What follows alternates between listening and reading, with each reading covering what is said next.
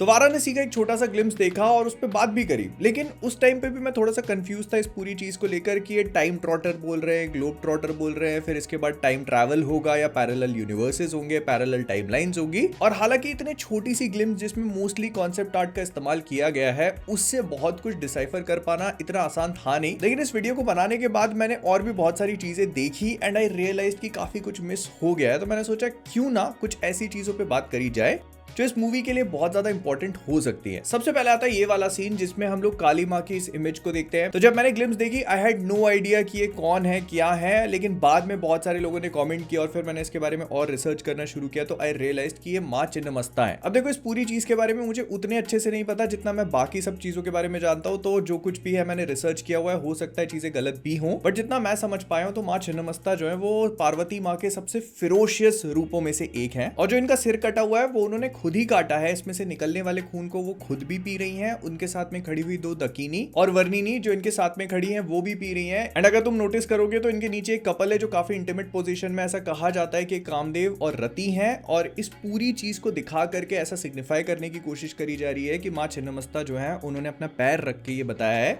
कि जो भी उनकी पूजा करेगा उसको अपनी डिजायर्स, अपनी ईगो और जितनी भी दूसरी चीजें हैं उन सब का त्याग करना पड़ेगा। एंड इसी वजह से इनको कोई भी नॉर्मल इंसान या कोई भी नॉर्मल साधु नहीं पूछ सकता। इसके लिए एक बहुत ज्यादा सेल्फ डिसिप्लिन लाइफ जीनी पड़ती है और वही पूछ सकता है जो पूरी तरह से ब्रह्मचार्य का पालन कर रहा हो। एंड इस पूरी ग्लिम्स का कॉन्टेक्स्ट तो बहुत अच्छे से क्लियर नहीं है, लेकिन लाइक आई सेड कि अगर तुम प्रियंका चोपड़ा के मंदाकिनी वाले पोस्टर पे नजर डालोगे तो वो इसी सेम लोकेशन का है। इनफैक्ट आई ऑल्सो नोटिस्ड कि उसके बैकग्राउंड में हम लोग कुछ ऐसे गुंडे वगैरह को खड़े हुए देख सकते हैं जो वही सेम पोजीशन में है जो हम इस ग्लिम्स में देख रहे हैं। प्लस थोड़ा सा ध्यान देने पे समझ में आता है कि यहाँ पे ग्रीन कलर की फायर वगैरह हो रही है और कोई साधु है जो इनकी पूजा करने की कोशिश कर रहा है। एंड लाइक आई सेड कि कोई भी बहुत आसान सा प्रोसीजर नहीं है, इसको करने के लिए काफी सारी चीजों का पालन करना पड़ता है। तो ये जो भी शख्स है ये काफी पावरफुल होगा। एंड जस्ट ये सब कुछ चल ही रहा था तभी मेरे एडिटर ने बात नोटिस करी कि जहां पर ये पूरी ग्रीन फ्लेम है और जो साधु तपस्या कर रहा है उसके साइड में ध्यान से नोटिस करने पे दिखाई देता है कि एक त्रिशूल है। देखने में ऐसा लग रहा है कि त्रिशूल वही सेम है जिसको लास्ट में रुद्र पकड़ के दौड़ रहा है वो बुल पे बैठ के। एंड आई एग्री कि यहाँ पर आर्ग्यूमेंट बनता है कि ये सिर्फ कॉन्सेप्ट आर्ट है और इस पे बहुत ज्यादा ध्यान नहीं देना चाहिए, लेकिन एक बार सोच के देखो, माना कि प्रियंका चोपड़ा के पोस्टर्स में साड़ी और यहाँ पर दिखने वाली साड़ी का कलर अलग है, लेकिन त्रिशूल जैसी चीज जो एक काफी छोटी डिटेल है उसको यहाँ पर क्यों डाला जाएगा अगर वो इतना इंपॉर्टेंट नहीं है? तो मोस्ट लाइकली ऐसा हो सकता है कि रुद्र जो है वो इसी सीक्वेंस में से ये साधु को मारेगा या इसको हराएगा या जो कुछ भी है, और उसके बाद उससे वो त्रिशूल हासिल करेगा, जिसके बाद आगे की सीक्वेंस होगी। फिर मैंने अपने ब्रेकडाउन वाले वीडियो में भी कहा था कि इस पूरी ग्लिम्स में हमने कई सारे पहाड़ों को नोटिस किया। सबसे पहले तो हम रॉस आइस शेल्फ को देखते हैं, इसके ऊपर कुछ लोग चढ़ने की कोशिश कर रहे हैं। तो हो सकता है कि जो कुंभ के लोग हैं, बिकॉज कुंभ वांट समथिंग, वो किसी ट्रेजर, किसी मैकगफिन, किसी खजाने की तलाश में है, तो उसके आदमी इस रॉस आइस शेल्फ को तोड़ के उसके अंदर रिसर्च करने की कोशिश कर रहे हो। सेम चीज हम अफ्रीका के माउंट किलिमंजारो के साथ में भी होता हुआ देख सकते हैं। बेसिक आइडिया ये है कि जो हम लोगों ने वो रामायण वाले सीन के बाद देखा था ना कि श्री राम ने कुछ वेपन फायर किया है और फिर वो जमीन पे आके गिरा है और वो मनकर्णिका घाट पे सारी चीजें हुई हैं, तो हो सकता है कि ये लोग उसी चीज की तलाश कर रहे हो,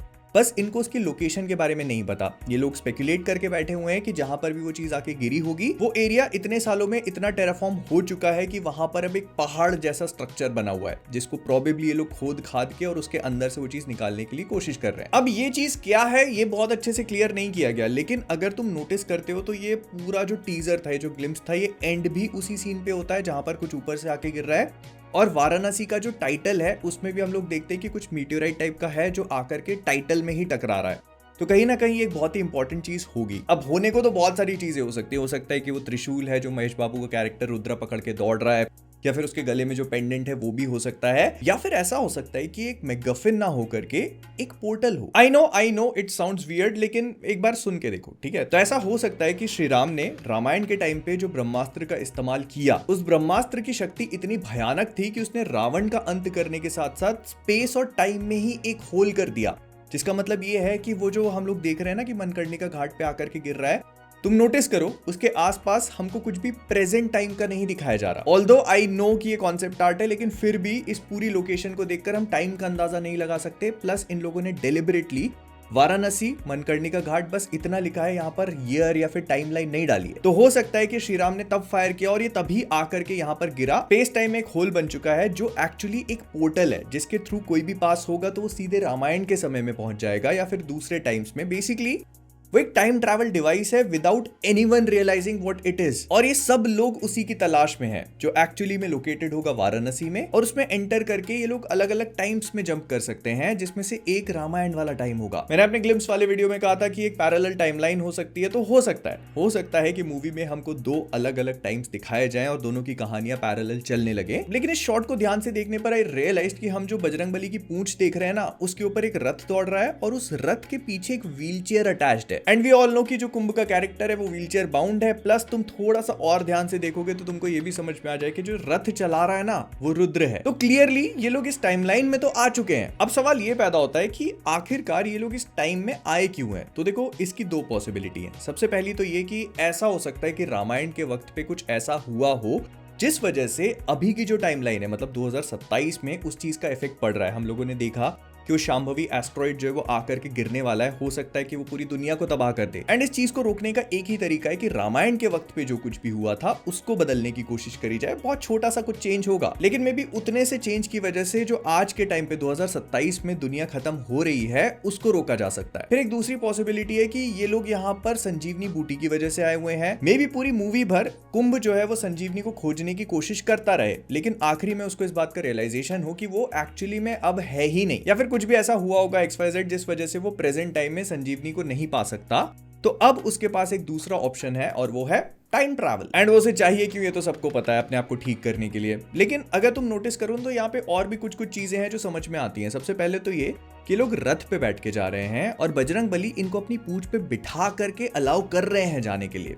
तो ऐसा नहीं हो सकता कि ये लोग बस यहाँ पर पहुंचे, इन्होंने देखा कि पूरा वॉर चल रहा है, युद्ध कांड है, और इसी मौके का फायदा उठाकर ये सुमड़ी में निकलते चले गए। नहीं, हनुमान जी को पता है कि ये क्या करने की कोशिश कर रहे हैं और वो ये चीज अलाउ कर रहे हैं। तो मतलब इनकी आपस में कोई कन्वर्सेशन हुई होगी, ये लोग एक दूसरे को जानते हैं, और उससे भी ऊपर रुद्र रथ चला रहा है। आई मीन ऐसा तो नहीं हो सकता कि उसने किसी को मुक्का मार के नीचे गिरा और उसका रथ हथिया लिया हो। नहीं, there has to be a story behind this. और इस पे ना मुझे नहीं पता, देखो मैं बस यहाँ पे गेस करने की कोशिश कर रहा हूँ, लेकिन जैसे कल की 2898 ओपन अप होती है महाभारत से, तो हम ऐसा हो सकता है कि वाराणसी को रामायण के इस वाले अध्याय से ओपन अप होता हुआ देखें। यहाँ पर श्री राम के ऊपर थोड़ा सा फोकस किया जाए और ऐसा बताया जाए कि वो अपने ब्रह्मास्त्र को फायर कर रहे हैं, जिस वजह से कुछ ना कुछ आर्टिफैक्ट आकर के यहाँ पे गिरा है। और इसी शॉट के थ्रू हमको श्री राम का चेहरा ना दिखाया जाए, लेकिन हल्की फुल्की ग्लिम्स से इतना समझ में आ जाए कि इनके गले में वही सेम लॉकेट है जो महेश बाबू के कैरेक्टर रुद्र के गले में है। And I know it sounds really weird, लेकिन अगर तुम देखोगे तो हर एक पोस्टर में, इनफैक्ट इस वाली ग्लिम्स में भी उसके लॉकेट पे काफी फोकस किया गया है। तो ये समझ में आ रहा है कि उसका कुछ ना कुछ बहुत ज्यादा सिग्निफिकेंस होगा। मे बी ऐसा हो सकता है कि अगर ये बंदा श्री राम की लिनीज का है, जो कि मैंने वो बताया था जेन 63 पहले नाम रख रहे थे और वो पूरी लिनीज कंटिन्यू करते, तो अगर ये है तो फिर ये इनका फैमिली हेयरलूम हो सकता है। मतलब इनकी फैमिली में जनरेशन से पास डाउन हो रहा है, क्योंकि श्री राम ने इसको खुद पहना था। और एंड में जब रुद्र श्री राम से मिलेगा तो वो इस लॉकेट को देखकर समझ जाएंगे कि अच्छा ऐसा कुछ है। And we also know, SS Rajamouli ने बात खुद कंफर्म करी कि महेश बाबू जो है वो श्री राम का रोल प्ले कर रहे हैं। 60 दिन तक उन लोगों ने शूटिंग वगैरह करी है, तो काफी एक्सटेंसिव सीक्वेंस होने वाली है पूरी की पूरी। अब अगला सवाल ये आता है कि ये रथ तो ठीक है, मतलब महेश बाबू का कैरेक्टर यहाँ पहुंच गया, वो रथ वगैरह राइड कर रहा है, उसको संजीवनी की जरूरत है, लेकिन उसके पीछे कुंभ क्या कर रहा है? मूवी का हीरो और विलन एक साथ मिलकर काम कर रहे हैं ऐसा लग रहा है। तो ना, अगर तुम SS राजामौली की फिल्मोग्राफी देखने की कोशिश करोगे तो यू विल रियलाइज कि दिस इज नॉट न्यू। ये जनरली अपने प्रोटैगनिस्ट या फिर प्रोटैगनिस्ट के साथ मिले हुए किसी शख्स को विलन के साथ में थोड़ा बहुत कॉम्प्रोमाइजिंग पोजीशन में दिखाते हैं। मतलब मजबूरी में आकर किसी पॉजिटिव कैरेक्टर को विलन के साथ मिलना पड़ रहा है और कुछ ऐसा करना पड़ रहा है जो वो नहीं करना चाहता या मॉरली रॉन्ग है। जैसे कटप्पा का बाहुबली को मार देना, या फिर हमने RRR में भी रामचरण के कैरेक्टर को ऐसा कुछ करते हुए देखा, मगधीरा में भी ऐसी कुछ सिचुएशन थी। तो SS राजामौली ऐसा कुछ करते हैं, तो मे भी ऐसा हो सकता है कि यहाँ पर रुद्र को कुंभ ब्लैकमेल कर रहा है और जबरदस्ती उसको लेके गया यहाँ पर, या फिर ये भी हो सकता है कि रुद्र को खुद भी संजीवनी चाहिए, क्योंकि प्रियंका चोपड़ा की कैरेक्टर की लाइफ डेंजर में, मतलब व्हाटएवर इट इज, ये दोनों साथ मिलकर काम कर रहे हैं और राजामौली की मूवी में ये सारी चीजें होती हैं। इसको सिर्फ इसीलिए किया जाता है क्योंकि वो हीरो जो है दबा हुआ है दबा हुआ है दबा हुआ, और फिर वो जब एकदम से निकल के आता है ना तो उसका राइज बहुत ही ग्लोरियस फील होता है। This is exactly why we loved Baahubali, this is why we loved RRR और भी बहुत सारी जो मूवीज हैं, वो राइज जो ग्लोरीफाई किया जाता है ना, वो इसी मोमेंट से बिल्डअप होना शुरू होता है। फिर एक पॉसिबिलिटी और भी है, और वो ये कि राजामौली ने जो कहा कि हम लोग महेश बाबू को श्री राम के रोल में देखने वाले हैं, ऐसा कुछ ना हो। मतलब मैंने बहुत पहले ये बात सुनी थी कि इस मूवी में महेश बाबू जो है वो श्री राम का नहीं बल्कि हनुमान जी का रोल प्ले करने वाले हैं, और ऐसा कहा जाता है कि हनुमान जी जो है वो शिव जी का ही एक रूप है। तो मे भी ऐसा हो सकता है कि ये थोड़ा मिसडायरेक्ट करने की कोशिश कर रहे हैं और मूवी में हमको ये बात रिवील करी जाए कि ओके ये दोनों कैरेक्टर्स एक्चुअली में सेम है। बट फिर भी मतलब इस बात के चांसेस कम लगते हैं कि अगर इतने बड़े इवेंट में आप स्टेज पे आकर के कोई चीज अनाउंस करो और फिर मूवी में उसको डिलीवर ना करो तो लोग थोड़े डिसअपॉइंट हो सकते हैं। तो आई ऑनेस्टली डोंट नो कि यहाँ पर ये लोग क्या चीज पे प्ले करने की कोशिश कर रहे हैं, बट या अगर राजामौली ने कहा है कि वो श्री राम के रूप में दिखेंगे तो मोस्ट लाइकली वैसे ही होगा, but still a possibility exist. So मैंने आप लोगों को बता दिया कि ऐसा हो भी सकता है मूवी में, क्योंकि काफी पहले कहा जा रहा था, और सिंस यहाँ पर रुद्र नाम है, गले में भी शिव जी का लॉकेट है, बुल की सवारी कर रहा है और इतने सारे शिव जी के रेफरेंसेस मारे गए हैं, तो फिर हनुमान जी के साथ में उनका कनेक्शन बनाना तो बनता ही है। बट या अगर ये कुंभ वाले पॉइंट पे एक बार फिर से लौट के आए तो it also makes a lot of sense कि यहाँ पर ये जो बड़ा सा शख्स खड़ा हुआ है ये कुंभकर्ण है, क्योंकि रावण के 10 सर हमको दिखाए नहीं गए, ना उसका आर्मर दिखाया गया, ना उसकी तलवार वगैरह दिखाई गई। तो ये कुंभकर्ण है, उसके सामने उसका खुद का डिसेंडेंट कुंभ खड़ा होगा। कोई बड़ी बात नहीं है कि अगर कुंभकर्ण को पृथ्वीराज सुकुमारन ही प्ले करे तो। एंड ये एक बहुत ही बढ़िया सा पैरेलल ऑपोजिट ड्रॉ होगा कि कुंभकर्ण जो इतना शक्तिशाली, इतना विशालकाय और फिजिकली वो क्या कुछ नहीं कर सकता, लेकिन उसी का डिसेंडेंट कुंभ जो है वो उसका बिल्कुल ऑपोजिट है। वो फिजिकली कुछ नहीं कर सकता लेकिन मेंटली बहुत ज्यादा पावरफुल है। सो या this can be a very interesting parallel अगर हमको ये देखने को मिलता है तो, और वो संजीवनी बूटी वाला एंगल भी हो सकता है, या फिर ये मैंने पहले भी कहा था कि वो रावण के अंदर जो एलिक्सिर था उसकी तलाश में हो जिससे वो इमॉर्टैलिटी को अचीव कर पाए। आई डोंट नो, मेरे दिमाग में कुछ आया, मैंने इंटरनेट पे बहुत सारी चीजें देखी, I realised I have missed out on a lot of things and इसको कवर करना तो बनता ही है, तो आई मेड अ वीडियो। अगर तुम लोग को पसंद आ तो लाइक करना, बाकी सब्सक्राइब तो तुम करते नहीं हो तो मैं बोलूंगा नहीं, सब्सक्राइब।